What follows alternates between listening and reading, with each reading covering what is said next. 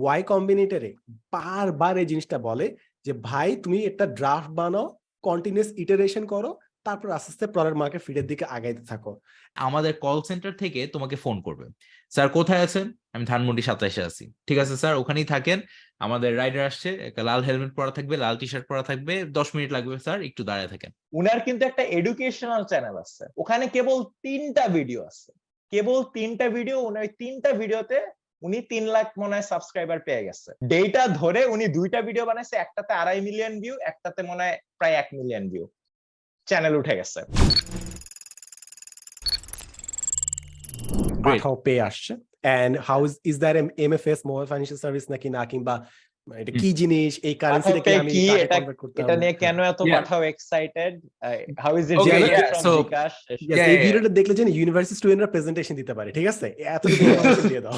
ওকে জোস, 30 সেকেন্ড ব্লার্ব হচ্ছে পাঠাও পে একটা ওয়ালেট, রাইট? এটা পিএসপি লাইসেন্স অনুমোদিত বাংলাদেশ ব্যাংক দ্বারা।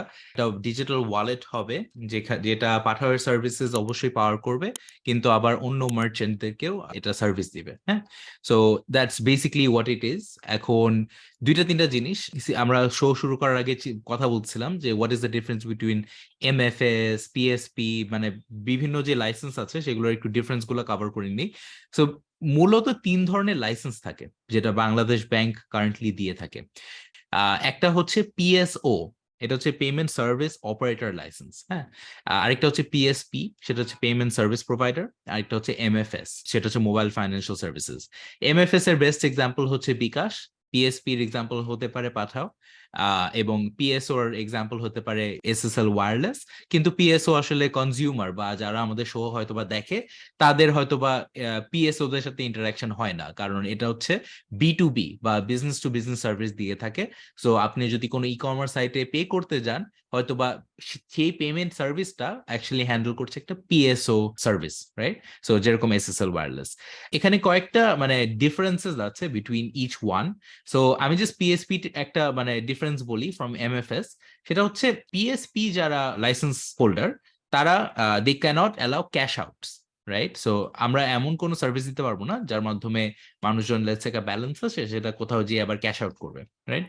Not possible as far age I understand, right? MFS on the other hand, তারা কিন্তু বিকাশের পুরো দেশ জুড়ে there is the agent network, right? So মানুষজন ক্যাশ আউট করতে পারবে whenever necessary। আরেকটা ডিফারেন্স হচ্ছে এমএফএস এ টিপিক্যালি আরেকটু বেশি ইনভেস্টমেন্ট লাগে, বিকজ ওদের একটা অ্যাকুইজিশন এন্ড ডিস্ট্রিবিউশনের উপর বড় খরচ আছে। ওদের একটা এজেন্ট নেটওয়ার্ক তৈরি করতে হয়, বিকাশের একটা বিশাল বড় এজেন্ট নেটওয়ার্ক তৈরি করতে হয়েছে সারা দেশে, যার মাধ্যমে মানুষজন মানে দেশের ভিতরে যখন ইন্টারনাল রেমিটেন্স করছে, এক জায়গা থেকে আরেক জায়গায় পাঠাচ্ছে, সেখানে পাঠানোর পরে যাতে টাকাটা ক্যাশ আউট করে নিতে পারে, সেই কারণে একটা নেটওয়ার্ক ক্রিয়েট করতে হয়েছে। সো এটা একটু এক্সটেন্সিভ একটা অ্যাকুইজিশন এবং ডিস্ট্রিবিউশনের জন্য ইনভেস্টমেন্ট প্রয়োজন। Lastly, I don't think bKash নিজেরা, I don't think they can ever do any sort of credit products. MFS I think এটা pretty much restricted, I might be wrong, but এই কারণেই তারা মাঝখানে একটা মাইক্রো লোন পাইলট করেছিল, but that was in partnership with Citibank, right? So বিকাশের কিছু eligible users কিছু ক্রেডিট পেয়েছিল। It's kind of loan typer, but it's with partnership from a bank.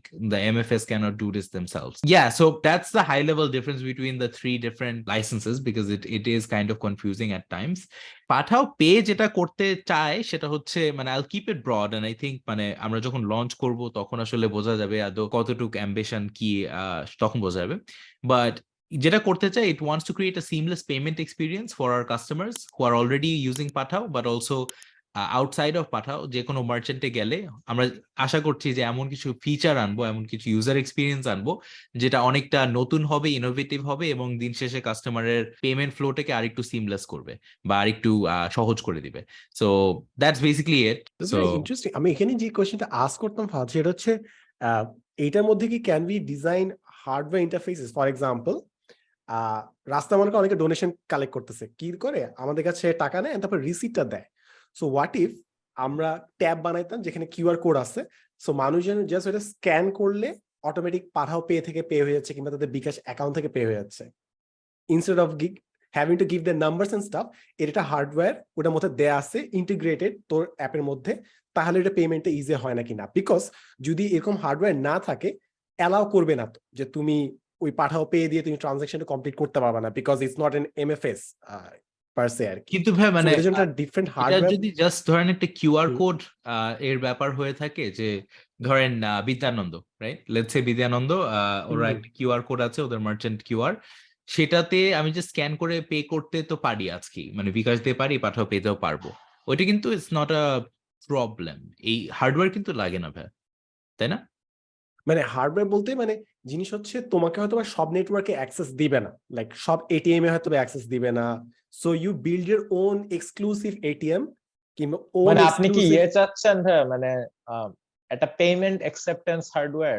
Yes ধরেন ইয়েস আমি ইয়েস। ওই যে north এন্ডে তো একটা মেশিন দিয়ে আমার কার্ডটা নেয়, কিন্তু ওইটা কিন্তু এখন অনেক হয়তো বা ইজিলি অ্যাভেলেবল না পার্সোনালের কাছে, এটা কি তো হ্যাঁ, এখানে একটা জিনিস সবাইকে তো কিন্তু দিবে না, মানে লাইসেন্সেই create তো ওই হয়েছে। ব্যারিয়ারটা আছে না। সো নিজের হুম। এক্সক্লুসিভ হার্ডওয়্যার বানানো যেন ওইটার মাধ্যমে খালি আমি নিজে ইকোসিস্টেমের মধ্যে ট্রানজাকশনটা করতে পারি। আই ফিল, আমি হয়তো বা আপনার প্রশ্নটা একদম পুরোপুরি ধরিনি, বাট আই থিঙ্ক আমাদের অ্যাপ্রোচ আর regulations also is going in the opposite direction with in a good way. সেটা হচ্ছে উই আর ইন্ডিয়ায় there is a service called UPI, হ্যাঁ, unified payment interface, I think, right? So ওইটার মাধ্যমে অনেকটুকু payments seamless হয়ে গিয়েছে, বিকজ সব পেমেন্ট সিস্টেম সবগুলোর সাথে কথা বলতে পারে, এবং টাকা transferring between let's say wallet to a bank or a bank to a this that etcetera অনেকটুকু সিমলেস হয়ে গেছে বিকজ অফ ইউপিআই। বাংলাদেশে there is a concept called Bangla QR. এর মানে হচ্ছে এই কিউআর, এটা এমন একটা ইউনিক বা ইউনিফাইড কিউআর, এটা স্ক্যান করলে সকল পেমেন্ট নেটওয়ার্ক থেকেই আসলে টাকা পয়সা ট্রানজাক্ট করা possible, right? It's not a bKash QR or a Nagad QR, Pathao pay QR, ওরকম না, it's a unified Bangla QR. ওইটা এখনো খুব বেশি দেখা যায় না, and it's not very well enforced, but এই দিকে আসলে চিন্তা ভাবনা বেশি, I think. That answers my question. এই জিনিসটা কি বলে ইউপিআই যেটা ইটস বললাম, এই কল্ড, জিনিসটা কি বলে বেসিক্যালি? ইন্ডিয়ায় তো ইটস কল্ড ইউপিআই, বাংলাদেশে it's called Bangla QR, I think. মানে এটা বুঝছি, মানে এটা হচ্ছে SSL commerce but generalized SSL commerce, like ওদের সব আমব্রেলা আর কি সবাইকে। সো এই জিনিসটাকে কি বলে? Is there any term for it? Technical payment কোনো গেটওয়ে তো টার্ম আছে মানে আমার জানা নাই টেকনিক্যাল কোনো টার্ম, আই থিঙ্ক আচ্ছা সবাই আচ্ছা নিজেদের মতো করে ব্র্যান্ড করে। আচ্ছা আচ্ছা আচ্ছা। আচ্ছা। লাইক ভারত পে কি এরকম একটা জিনিস ছিল? So Bharat pay was more of a wallet. More ওরা of a একটা wallet, ওয়ালেট না? ছিল, I think they are more comparable to a Pathao pay than a bKash, I think, আচ্ছা আই আচ্ছা don't know, but yeah, so ওরা bills pay করতে দিত, হ্যান ত্যান এরকম, মানে পেমেন্ট স্পেসে ছিল আর কি, আছেও, আচ্ছা। আই থিঙ্ক, আছে। Today I finish this book design your thinking. আমি জানি না বইটা কতটা ভালো এন্ড স্টাফ। সো এটা ফার্স্ট বই পড়লাম যেটা ডিজাইন থিঙ্কিং এর উপর ডেডিকেটলি লেখা। এন্ড এই জিনিসটা আমাদের বাংলাদেশে খুব দরকার। ডিজাইন থিঙ্কিং এর বেসিক কোডটা হচ্ছে এখানে লেখা আছে যে খুব দ্রুত প্রোটোটাইপ বানায় কাস্টমারের কাছে ওই জিনিসটা এক্সপেরিমেন্ট করে দেখা। আমাদের বাংলাদেশে যে প্রবলেমটা আমার মনে হয় অনেক সময় হয়, সেটা হচ্ছে আমরা একটা আইডিয়ার উপর অনেক বিল্ড করে দেন এটা মার্কেটে নিয়ে যাই, বাই দ্য টাইম আমরা ফিডব্যাকটা পাই, ইয়া অনেক দেরি হয়ে যায়। এই জিনিসটা কন্টিনিউসলি হচ্ছে। সো আমার মনে হয় এই অ্যাডাপ্টেশনটা দরকার। এবং ওয়াই কম্বিনেটরে বারবার এই জিনিসটা বলে যে ভাই তুমি একটা ড্রাফট বানাও, কন্টিনিউয়াস ইটারেশন করো, তারপর আস্তে আস্তে প্রোডাক্ট মার্কেট ফিটের দিকে আগাইতে থাকো। এন্ড এটার আরেকটা ফান্ডামেন্টাল পার্ট ডিজাইন থিঙ্কিং এ যেটা বারবার বলতেছে সেটা হচ্ছে প্রোটোটাইপিং। প্রোটোটাইপ পডকাস্ট, ইয়া। সো প্রোটোটাইপিং আমার is absolutely important. Siam I guess coding করে প্রোটোটাইপ বানায়। ফাহাদও আমি জানি না, মনে হয় তুমি কোডিং করো এন্ড স্টাফ। আমার ক্ষেত্রে আমার জন্য সব থেকে ইজি হয়েছে বিকজ আমি যে কোনো ধরনের ইউআই অ্যানিমেশন পারি, যে কোনো ধরনের ডিজিটাল প্রোডাক্টস এর আমি প্রোটোটাইপ করতে পারি। And I think it really helps pushing the project যে কোনো ক্ষেত্রে। এন্ড এই জিনিসটা আসলে অনেকের মধ্যে দরকার। অনেকে ওই বেসিক ড্রাফটটা বানাইতে চায় না। এবং এটা নিয়ে বেস্ট কোড যেটা আমার বই থেকে লাগছে সেটা হচ্ছে, if a picture is worth 1,000 words then a prototype is worth 1,000 meetings. So I love the fact আর কি। Fahad, how do you use মানে design thinking in your day-to-day job in tech, এবং how is it helpful? যদি এটা নিয়ে কিছু বলতে পারতি।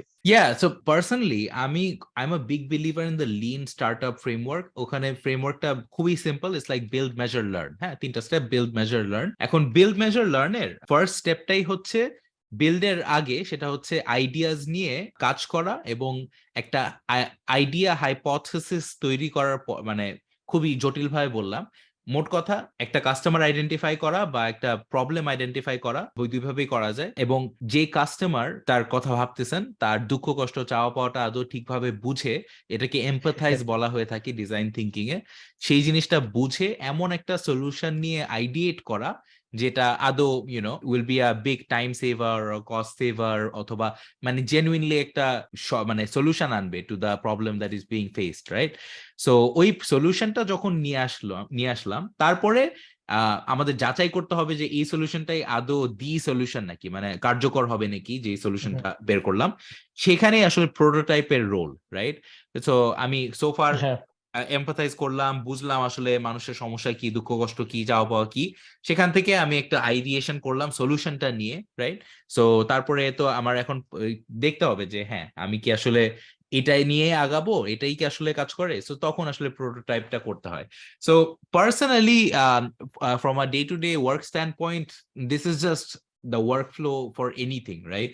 আমাদের রিসেন্ট প্রোডাক্ট বললি বা একদম শুরুতে যখন পাঠাও রাইডস লঞ্চ করি, I think that's a very good example of this whole thing. আমরা তো মানে যদি মনে করে দেখি 16-17 সালের দিকে রাইড শেয়ারিং বা বাইক শেয়ারিং কিন্তু বাংলাদেশে প্রচলিত ছিল না, it was not a transportation medium. So the first step was actually a behavior change, right? It's not a launching a new product, it's like creating a behavior change within a group of people or a country itself. So ওই সময় the first thing is, আচ্ছা, what are people really frustrated about? আমরা personally কোন জিনিসটা নিয়ে খুবই বেশি frustrated, right? And that was traffic. এবং দুইটা জিনিস খুবই মানে বড় প্রবলেম ছিল। এক হচ্ছে আমাদের শহরে, ঢাকা শহরে যত বেশি মানুষ ট্রান্সপোর্টেশন বা পাবলিক ট্রান্সপোর্টেশন অতটা সাপোর্ট করতে পারে না। As a result it's a very difficult problem. I won't take up too much time with the background, but long story short, transportation is a big hassle and everyone feels it. As a result, we needed to come up with a solution, এবং bikes are a good solution, এবং especially when you put it as a app যেখানে আপনি request করবেন pick আপে, আপনাকে নিতে আসবে। That's way better than going on the street looking for a CNG. CNG is probably more highly priced. সেই CNG টা আবার মানে হয়তো একটু বেশি সময় নেবে compared to a bike. সবকিছু মিলায় it's neither মানে it's not saving you time or money or anything. So the bike, it wins compared to a CNG or a car in a lot of cases for especially students, young professional, right? So ওই সময়টায় আমরা এই thinking পর্যন্ত আসছিলাম, but আমরা অত confidence পাই নাই। And as a result, instead of investing, let's say, a large sum of money in app development and a tech team, we created a Facebook group. Facebook group we added our friends, family, পরিচিত মানুষ, and we asked them, hey, তোমরা যখনই যেখানে যেতে চাও এই গ্রুপে post করবা with your phone number, and আমাদের কল সেন্টার থেকে তোমাকে ফোন করবে। স্যার কোথায় আছেন? আমি ধানমন্ডি 27-এ আছি। ঠিক আছে স্যার, ওখানেই থাকেন, আমাদের রাইডার আসছে, একটা লাল হেলমেট পরা থাকবে, লাল টি শার্ট পরা থাকবে, 10 মিনিট লাগবে স্যার, একটু দাঁড়ায় থাকেন। তো ওনাকে ম্যানুয়ালি এভাবে কল করে আমরা কানেক্ট করে দিতাম, এবং তাকে পিক আপ করে রিচ করলো, তারপরে আবার ফোন দিতাম, স্যার নতুন সার্ভিস কেমন লাগলো, একটু ফিডব্যাক দেন, কাউকে রেফার করেন। সো অ্যাপে আজকাল যা হয় সবকিছুই মোরলেস আমরা ম্যানুয়ালি করতাম using a Facebook group. So that was a very early stage prototype, and once we saw that হ্যাঁ more than 100 rides are happening per day using the call center, we were almost মানে driven insane, এত মানে call সেন্টারে এত call আসতো মরেই যাব, and B, we felt like হ্যাঁ this idea has been validated and এখন it makes sense to put pedal to the metal and really invest in a long term app বা মানে একটু স্কেলেবল একটা সলিউশনে, রাইট? সো এটা কিন্তু মানে আমি যেটা বললাম এটা মানে if you kind of think about it, it's kind of sort of what design thinking is all about. You build the prototype, you do some validation, you do some testing, etc. So ওইভাবে দোস্ত মানে একদম rights থেকে শুরু করে even pay later, inshallah, Pathao Pay, it's all being driven by the same philosophy at this point. This is, এই যে সালমান ভাই আপনি যে বলতেছিলেন যে এই বইটা পড়লাম, এটা কি আদৌ কাজে লাগবে, ডিজাইন থিং এর যে প্রসেসটা ফাহাদ বললো, this is how exactly almost all the good tech, top tech product teams আমি চিনি, big tech company, they work. সবার একই, সবার ওয়ার্ক ফ্লো দ্য সেম। আমি একটা এক্সাম্পল দিচ্ছি বাংলাদেশি স্টুডেন্ট যাতে বুঝতে পারে। কিন্তু সাধারণত আমি যদি আকাশ থেকে উড়ে এসে একটা সলিউশন নিয়ে পড়ি, কিরকম যে ধরেন এটা আমিও করছি, আমিও দোষ মেনে নেই, যে চলেন মামা একটা এরকম একটা ইন্টারভিউ শো আনি যেখানে অমুক গেস্ট আসবে, অনেক স্টুডেন্টদের এটা নিয়ে অ্যাডভাইস দরকার, অনেক জমবে, রাইট? পরে ইন্টারভিউ করলো, অনেক এপিসোড করলো, দেখলো ভিউয়ার নাই, সাবস্ক্রাইবার নাই, কোনো লাভই হলো না। বলছি কি বুঝলাম না তো, আমি তো এত ভালো একটা সলিউশন, এটা আমিও করছি, এটা অনেকেই করে, দ্যাটস ওয়াই সবারই মানে আর কি এরকম অনেক শোজ অনেক সময় ফেল করে। এন্ড দ্য আইডিয়া ইজ যে সলিউশন আনার আগে আমাদের ফার্স্টে ওই যে কাস্টমারটাকে বোঝা লাগবে যে কে হচ্ছে আমার প্রোডাক্টটা কিনবে। তো আমি চিন্তা করলাম যে এটা ভালোভাবে কিভাবে করা যায়। আমি একটা এক্সাম্পল দিব, তাসনিম জারাপুর এক্সাম্পল দিল, এবং এটা খুবই ফেনোমেনাল একটা ইউজ কেস। ধরেন আমি চিন্তা করলাম যে আমার স্টুডেন্ট আমার ভিডিও দেখবে হচ্ছে 18 থেকে 24 বা 16 থেকে 24 বছর বয়সী ছাত্র, যে হচ্ছে পড়াশোনায় ভালো করতে চায়, অনেক কষ্ট আছে। হ্যাঁ, এখন অনেকেই বাংলাদেশে অনেকেই পড়াশোনায় ভালো করতে চায়। সো এক্স্যাক্টলি কি নিয়ে ভিডিও বানাবো বা কি প্রোডাক্ট বানাবো, ওইটার জন্য দুইটা উপায় থাকতে পারে। ওটাকে যে ভ্যালিডেশন বলে, ভ্যালিডেশনটা কেন দরকার, কারণ আমরা যদি 6 মাস পরে একটা প্রোডাক্ট কষ্ট করে বানায় নিয়ে গিয়ে দেখি কেউ চায় না, তখন আমরা কিন্তু বাস খেলাম, টাকা হারালাম, যার থেকে বেশি ইম্পর্টেন্ট টাইম হারালাম। কারণ একটা বড় কোম্পানি বা আমাদের নিজেদের টাইম খুবই লিমিটেড এই পৃথিবীতে বা কিছু বানানোর জন্য, রাইট? সো আমি আইডিয়া হলো যে আচ্ছা এরকম ছাত্র হচ্ছে আমার টার্গেট 16 থেকে 18, যে হচ্ছে পড়াশোনায় ভালো হতে চায়। সো দুই ভাবে উপায় আছে তাদের ভ্যালিডেট করার। একটা হচ্ছে তাদেরকে ইন্টারভিউ করা, আচ্ছা তোমার কি নিয়ে কষ্ট হচ্ছে, তুমি কি শিখতে চাও, কি চাচ্ছ বাট বুঝতে পারতেছো না, তোমার কেমন মানে কিরকম প্রশ্ন তুমি সলভ করো, এটা হচ্ছে একটা উপায়, ইন্টারভিউ। আরেকটা ফাস্টার উপায় হচ্ছে অ্যাটলিস্ট ইউটিউবে আপনি দেখতে পারবেন কি সার্চ করতেছে মানুষ, তাই না? সো যদি বাংলাদেশে আপনি স্টুডেন্টদের সার্চ হ্যাবিটস দেখেন, 2-3টা খুবই বড় সার্চেস থাকে। এক, কিভাবে আমি ভোকাবুলারি শিখবো, কারণ ইংলিশ যেই ইংলিশ যেই ইংরেজিতে ভালো হতে চায় সেই দেখে যে সে অত শব্দ জানে না, শব্দ না জানলে ইংলিশে কথা বলা যায় না, সবাই ভোকাবুলারি শিখতে চায়। আরেকটা, অনেক মানুষ পড়াশোনা করে না, কম সময়ে আমি কিভাবে পড়া তাড়াতাড়ি শিখতে পারবো বা কিভাবে তাড়াতাড়ি মুখস্থ করতে পারবো, কারণ এটা সবারই, অনেক স্টুডেন্টই পড়াশোনা সারা বছর করে না, এখন কম সময় তাদের পরীক্ষায় ভালো করা লাগে। এই দুইটা probably the biggest searches on YouTube when it comes to student. Tasnim জারাপুর is famous for her healthcare channel. উনার কিন্তু একটা এডুকেশনাল চ্যানেল আছে, লার্ন বাই জারা। ওখানে কেবল 3টা ভিডিও আছে, কেবল 3টা ভিডিও। উনি ওই 3টা ভিডিওতে উনি 3 লাখ মনে হয় সাবস্ক্রাইবার পেয়ে গেছে, 3টা ভিডিও কেবল। এবং এর মধ্যে 2টা ভিডিও হচ্ছে, এক, কিভাবে ভোকাবুলারি শিখবো, 2, একটা জিনিস কিভাবে তাড়াতাড়ি মুখস্থ করবো। দেখছেন, ডেটা ধরে উনি 2টা ভিডিও বানাইছে, একটাতে 2.5 মিলিয়ন ভিউ, একটাতে মনে হয় প্রায় 1 মিলিয়ন ভিউ, চ্যানেল উঠে গেছে। ওইটা উনি আর ভিডিও বানায় নাই, কারণ উনি হেলথ কেয়ারে বেশি ফোকাস দিচ্ছে।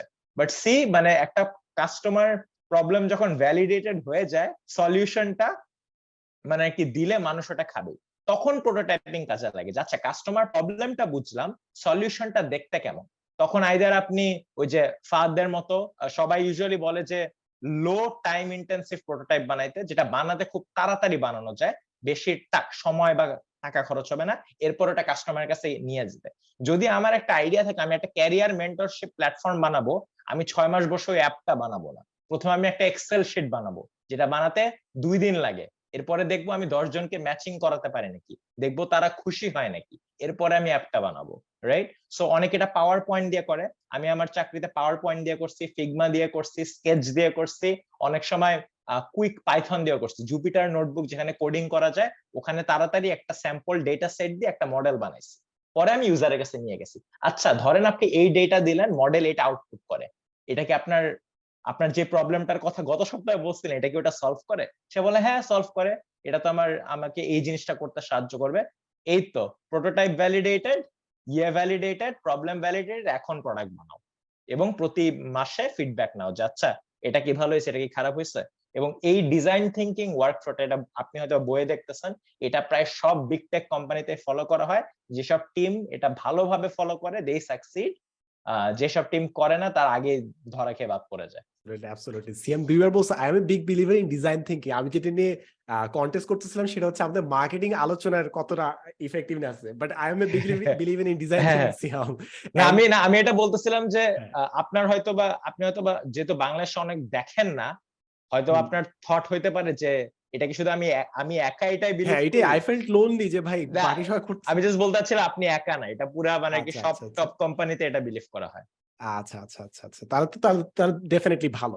এন্ড এইখানে আমি যে জিনিসটা করতে যাচ্ছি সেটা হচ্ছে লেটস পুট দ্য মানে অ্যাকচুয়ালি প্র্যাকটিক্যালি আমরা কাজটা করি, সেটা হচ্ছে আমার ডিজাইন থিঙ্কিং এর আমি চিন্তা করছিলাম যে রেলেভেন্ট কি কি জিনিস আছে, এবং আমার কাছে লাস্ট 2 দিন আমি দুইজনের সাথে কথা বলছিলাম, so I was consulting them যে ওরা কন্টেন্ট গেমে কি করবে। So content game is something যেখানে ডিজাইন থিঙ্কিং খুব রেলেভেন্ট আমার কাছে মনে হয়। এবং এটাতে আমি সবসময় বলি যে ভাই ফার্স্টে তুমি 10-15টা ভিডিও বানায় দেখো, ইউ উইল নো যে কোন জিনিসটা ক্লিক করতেছে। যেরকম আমরা 5টা ভিডিও বানাইছি এন্ড আমরা একটা জিনিস জানি যে একটা জিনিস ক্লিক করে, সেটা হচ্ছে আমরা যদি কোথাও চান্স পাইছে স্ট্যানফোর্ডে কিংবা হার্ভার্ডে কিংবা এমআইটিতে চান্স পাইছে, এরকম যদি কাউকে আনি ওই এপিসোডটা ভালো পারফর্ম করে, অ্যাটলিস্ট অন্য এপিসোডের চেয়ে অ্যাটলিস্ট 2 গুণ বেটার পারফর্ম করে। So this is something that we figured out, যে ঠিক আছে এই জিনিসটা কাজ করবে। সো আমি আজকে যেটা করতে চাচ্ছিলাম যে podcast is something new, at least বাংলাদেশে অনেকদিন ধরে চলতেছে, বাট বাংলাদেশে it's a concept and I wanted to think design thinking কিংবা যে কোনো ভাবেই যে how can we make more of it, like what is the objective. কারণ আমরা যেরকম এটা শুরু করছি প্রোটোটাইপ পডকাস্টও কিন্তু কারেন্টলি একটা প্রোটোটাইপ হিসেবে শুরু করছে। দেখি যে ভাই আগে শুরু করি, দেখি কই যায়। সোফা আলহামদুলিল্লাহ আপনারা প্রায় 8,000 people you have subscribed per episode, 10k plus views হচ্ছে, so we are really grateful for that. But দুইজনের জন্য আমার সেম কোয়েশ্চেনটা আসছে, আচ্ছা ঠিক আছে, now we have a podcast, what more about it? যেরকম আমি আজকে একটা আইডিয়া আসিয়ামকে বলছিলাম, ফাহাদের ছিল না, সেটা হচ্ছে যে রেডিং, পডকাস্ট রেডিং, লাইক অনেক সময় মানুষ থাকে না যে ট্যুরে যায়, বিভিন্ন ব্যান্ড তারা ট্যুর করতে যায়, so how about we make this online raids, যে আরো যাদের শো আছে ওইখানে we go and we talk about something specific, that can be one thing. আরেকটা জিনিস, যে আরেকটা আইডিয়া যেটা আমার কাছে আছে, সেটা হচ্ছে যে আই ওয়ান্ট টু ইনভাইট এসওপিস কিংবা ড্রিম স্টেটমেন্টস। এসওপি একটু বেশি পার্সোনাল, বাট ড্রিম স্টেটমেন্টস যদি হয় যে বিভিন্ন মানুষ তারা কি স্বপ্ন দেখতেছে 5 বছর 10 বছর পর, এবং একটা পেজে তারা লিখে রাখবে and we will read it out, just read it out. কিছু মানুষ কনফিডেন্সের জন্য করে, এবং এটা একটা ফান্ডামেন্টাল পার্ট কি, কিছু বই আছে, have you seen this books, যে 50 best speeches in the world, 50 best quotes of the world, এরকম কিছু বই আছে, কালেকশনস। সো এটা এমন না যেটা মোটিভেশন হিসেবে কাজ করবে, but rather you get an idea যে নিজে যদি আমি পার্সোনাল স্টেটমেন্ট বানাই ওই জিনিসটা কিরকম হবে। সো আমি যদি এরকম 10 জনের স্টেটমেন্ট পড়ি যে তারা কি ধরনের হইতে চাচ্ছে, কি হয়তো বা ডিজাইনে হতে যাচ্ছে, কি হয়তো মডেল করতে যাচ্ছে, কি হয়তো ইউটিউবে হতে যাচ্ছে, আমি যদি 10টা এরকম স্টেটমেন্ট পড়ি, অন্য বিভিন্ন মানুষ ওইখান থেকে রেফারেন্স টানতে পারবে যে আমার স্টেটমেন্টটা কেমন হওয়া উচিত। So that can be another thing যেটা আমি চিন্তা করতেছি, মেবি পডকাস্টে না, মেবি এটা আলাদা show, but I am just thinking আর কি, আইডিয়েশন। পডকাস্টে আরেকটা জিনিস আমি খুব ইন্টারেস্টেড করতে, it can be a thing, সেটা হচ্ছে এভরিডে, এবং এটা আমাদের স্পন্সরশিপেরও পার্ট হইতে পারে মেবি, সেটা হচ্ছে we can dissect a business every day, কিংবা 5 মিনিট অ্যাটলিস্ট আমরা একটা বিজনেস নিলাম, স্ক্রিন শেয়ার আমরা এখানে শেয়ার করতেছি, and we just go through that business, ওদের ওয়েবসাইট কিংবা ওদের ফেসবুক পেজে, and we add our insights into it. মানে এটা that sounds like a very good মানে এক্সারসাইজ, মজার হইতে পারে, 1-2 এপিসোড ট্রাই করে দেখতে পারি। অনেকে করবে না, কারণ তারা বলবে আমি কেন ফ্রিতে প্রমোট করে দিব, বাট সামটাইমস আমি genuinely interested in products and businesses. হ্যাঁ, লেটস স্টার্ট। ওই আইডিয়াটা ভালো লাগছে যে আমরা একটা প্রোডাক্ট বা একটা ওয়েবসাইট, একটা ডিজিটাল প্রোডাক্ট আমরা একসাথে করতে পারি, যে কি ভালো লাগছে কি ভালো লাগে নাই, জাস্ট কি ভালো লাগে নাই, কুইক গাট রিঅ্যাকশন। আমি যদি এখনই ডাইসেক্ট করার জন্য একটা আইডিয়া দেই, এখনই যদি আমি এটা দেই, সেটা হচ্ছে দেয়ার আর মেনি পিপল যারা হয়তো বা একটা ইনফ্লুয়েন্সারকে আনবে 30,000 পে করে কিংবা 50,000 পে করে, বাট ইমাজিন মনে করেন আমি সিয়ামকে 50,000 পার স্পন্সরশিপ ভিডিও না দিয়ে আমি বললাম যে সিয়াম ভাই আপনি 50,000 টাকা নেন, 1 মাসের জন্য আমাকে মেন্টর করে, I think I would get much more value out of it. But আমরা যদি ইটস মাচ মোর স্ট্যান্ডার্ডাইজ যে আমরা 50,000 টাকা পে করবো একটা ইনফ্লুয়েন্সকে আনার জন্য, বাট তার কনসালটেন্সির জন্য হয়তো 50,000 পে করবো না, which I believe is more valuable. হ্যাঁ, এবং এটা হয়ে যেতে পারে অতি শীঘ্রই, ওয়ার এরকম অনেক কন্টেন্ট ক্রিয়েটর যারা 5-10 বছর ইন্ডাস্ট্রিতে থেকে গেছে, দে আর ব্রড বাই ব্র্যান্ডস। এটা ইউএতে প্রচুর হয়। কিসের জন্য কোচ নাই ইউএসএ তে ভাই আপনি বলেন? হেলথ কোচ, লাইফ কোচ, যারা লাইফ কোচ হতে চায় তাদের জন্য কোচ। হ্যাঁ, মানে কিসের জন্য সার্টিফিকেশন আছে ওগুলোর জন্য। ইউএসএ তে এমন একটা পয়েন্টে গেছে যে আপনি যা করে যত কামাতে পারবেন ওটা শিখায় অনেক সময় তার থেকে অনেক বেশি কামাতে পারবেন। হ্যাঁ, এবং বাংলাদেশে কিন্তু ওরকম যাচ্ছে, আপনি ডিজিটাল মার্কেটিং করে যত কামাতে পারবেন, ডিজিটাল মার্কেটিং শিখায় তার থেকে বেশি কামাতে পারবেন, ফ্রিল্যান্সিং করে যত কামাতে পারবেন তার থেকে শিখায়, আপনি ইংরেজি শিখে যা কামাইতে পারবেন ইংরেজি শিখায় তার থেকে বেশি কামাতে পারবেন। So it's only a matter of time যখন আপনি এবং মানে আর কি এরকম অনেক কন্টেন্ট ক্রিয়েটরদেরকে কনসাল্টিং এর জন্য অনেক কোম্পানি পেজ মানে কি বিগ বাক্স টু দা পয়েন্ট যে আপনি কন্টেন্ট ক্রিয়েটর হয়ে যত কামাতে পারবেন, কন্টেন্ট ক্রিয়েশন শিখায় তত কামাতে পারবেন। আই ক্যান গ্যারান্টি যে নাফিস ভাই আর ইয়াহিয়া আমিন ভাইয়ের যদি ওই যে ইম্প্যাক্ট একাডেমি যেটা কন্টেন্ট ক্রিয়েটর হইতে শেখাবে, তারা ওইখান থেকে যত কামাবে চান্সেস আর তাদের একাডেমি থেকে এবং তাদের নিজস্ব কন্টেন্ট ক্রিয়েশন থেকে তারা অত কামাইতে পারবে না, তারা শিখায় যত কামাতে পারবে। আলী আবদাল একটা ইউজ কেস। আলী আবদাল গত মাসে 1.6 মিলিয়ন কামাইছে from part time YouTuber academy. সে পুরা তার লাইফ টাইমে যত কামাচ্ছে অ্যাজ আ ইউটিউবার, সে ইউটিউবার কিভাবে হইতে হয় ওটা শিখায় তার 3-4 গুণ বেশি কামাবে। So it's only a matter of time এটা বাংলাদেশ হবে। এটা ভালো নাকি খারাপ আমি জানি না, বাট দেয়ার ইজ ডেফিনেটলি একটা market out there waiting to be tapped. এই জিনিসটা আমি দুইজনকে অফার করবো। এক হচ্ছে নাফিস সালিম ভাই বলছে যে আরে কন্টেন্ট ক্রিয়েশনের পার মান্থ মিনিমাম 3 লাখ কামানো যায়। আমি ওনাকে বলবো যে ভাই আমাকে 3 লাখে নিয়ে যান, কিংবা ফার্ন ভাইকে আমি সেম ডিল দিব এক সময়। এই দুজন যদি আমাকে পার্ট টাইম করে শিখায় তাহলে তো মান্থলি আমি 6 লাখ কামাবো, রাইট, আফটার 3 মান্থস। এভাবে প্রবাবলি এভাবে হবে না। আই থিংক যেটা হবে হচ্ছে তারা আপনাকে যা শিখাবে ওটা হচ্ছে আপনি যা পারেন ওইটা আবার প্রোডাক্ট হিসাবে বেচা, এইটা বাদে গতি নাই। সো অনেকে এটাকে বলতে পারে that is the way to go product led businesses, অনেকে এটাকে পিরামিড স্কিম বলতে পারে। যে আপনার হ্যাঁ, যে যদি আপনার একটা ক্যারিয়ারের যদি অনলি পসিবল সাকসেশন হয় ওইটা অন্যজনকে শিখালো, রাইট, মানে তখন কিন্তু আস্তে আস্তে এরকম হইতে হয় যে is the entire education curriculum scam. না না, অনেকগুলা না। আমি যদি মেডিকেল ডিগ্রি নেই আমি ডক্টর হয়ে টাকা কামাতে পারবো, কিন্তু আমি যদি মেডিকেল ডিগ্রি নেই এবং ওইটার অনলি ভ্যালু অ্যাড হচ্ছে এখন আমি শিখাতে পারবো মেডিকেল ডিগ্রি, তখন কিন্তু পিরামিড স্কিলটা হওয়া শুরু করে। যে ধরেন আমি আপনাকে শিখালাম কিভাবে একটা সাকসেসফুল কন্টেন্ট ক্রিয়েটর হইতে হয় এবং ওইটার এন্ডে আমি শিখালাম যে আপনার কন্টেন্ট ক্রিয়েশনে একটা কোর্স বানানো লাগবে। তো ওখানে আমার 5টা এরকম স্টুডেন্ট হইলো, তারা এখন সাকসেসফুল এর জন্য তাদেরও কোর্সটা বাড়ানো লাগবে, তাদের 5টা এরকম স্টুডেন্ট হইলো, এভাবে বাড়তে থাকে, রাইট। সো যদি ওটা অনলি অ্যাভিনিউ হয় অফ মেকিং ইট, ওটা একটা পিরামিড স্কিম হয়ে যায়। Naturally content creation only avenue হয় না, কারণ অনেক সময় তারা সাইডে কাপড়ের দোকান দিবে বা হচ্ছে একটা রেস্টুরেন্ট খুলবে, সেরকম আরো অনেক অ্যাভিনিউ হয়ে যায়। বাট মানে do you get my point যে অনেক সময় এটা পিরামিড স্কিম হয়ে যেতে পারে। Definitely.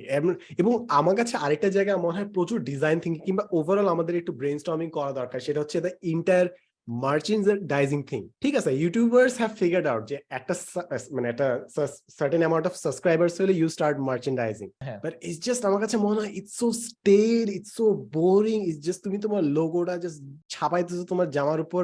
I have also done it. মানে আমার কাছে at this point just boring মনে হয়।